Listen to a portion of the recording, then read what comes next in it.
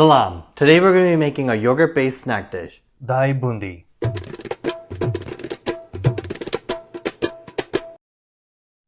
Dahi Boondi is in the category of chaats, savory street snack foods. Chaat comes from licking fingers, and this one has these crunchy little boondi made out of chickpea flour. Let's see if it's finger licking good.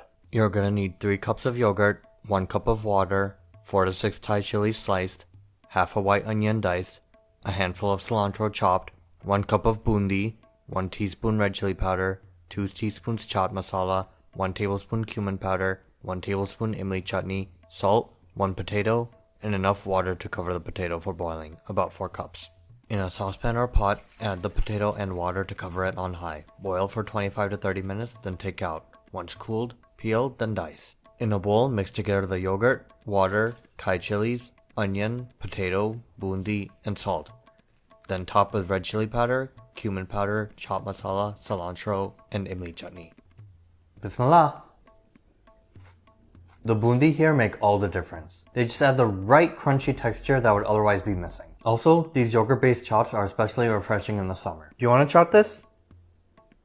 I'm not gonna lie, I do chat the bowl after eating.